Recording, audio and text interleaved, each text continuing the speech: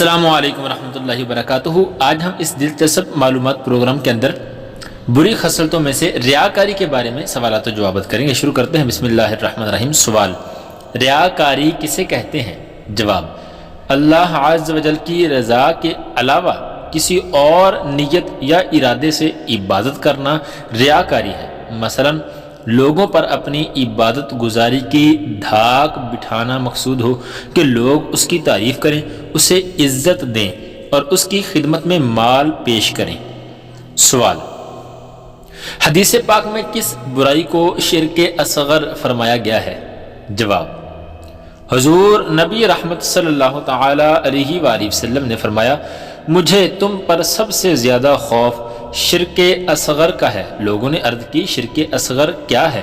ارشاد فرمایا، ریاکاری۔ سوال، ریاکاری کے درجات کون کون سے ہیں؟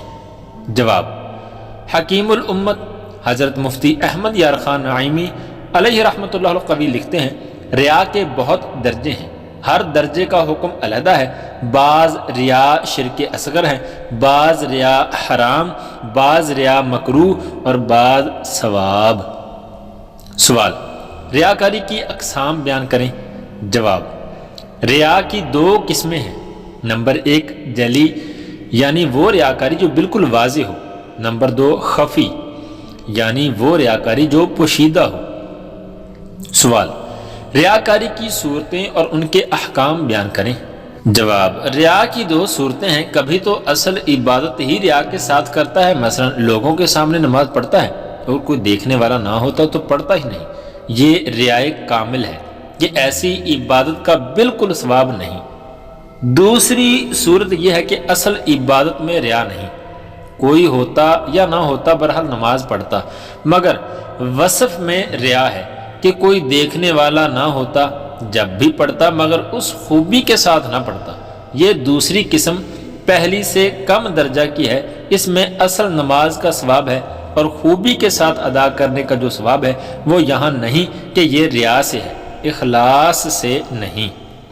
سوال، قیامت کے دن ریاکار کو کن ناموں سے پکارا جائے گا؟ جواب، حضور نبی غیب دان صلی اللہ تعالی علیہ وآلہ وسلم نے ارشاد فرمایا، روز قیامت ریاکاروں کو تمام لوگوں کے سامنے ان چار ناموں سے پکارا جائے گا: اے کافر، اے بدکار، اے دھوکے باز، اے خسارہ پانے والے۔ سوال، جہنم کی جس وادی سے جہنم بھی 400 مرتبہ روزانہ پناہ مانگتا ہے اس میں کون جائے گا؟ جواب، یہ وادی اس امت میں سے قرآن کریم کے ریاکار حافظ، غیر اللہ کے لیے صدقہ کرنے والے ریاکار، بیت اللہ کے ریاکار حاجی اور راہ خدا میں نکلنے والے ریاکار کے لیے بنائی گئی ہے۔ سوال، ریاکار کو کس بڑی نعمت سے محرومی کی وعید سنائی گئی ہے؟ جواب، ریاکار کو جنت سے محرومی کی وعید سنائی گئی ہے۔ حدیث پاک میں ہے، اللہ عز و جل نے ہر ریاکار پر جنت کو حرام کر دیا ہے۔ سوال، کیا ذرہ بھر ریاکاری بھی نقصان دہ ہے؟ جواب، اللہ تعالیٰ اس عمل کو قبول نہیں فرماتا جس میں ایک ذرہ برابر بھی ریاکاری ہو۔ سوال، چیونٹی کی چال سے بھی زیادہ خفیف عمل کون سا ہوتا ہے؟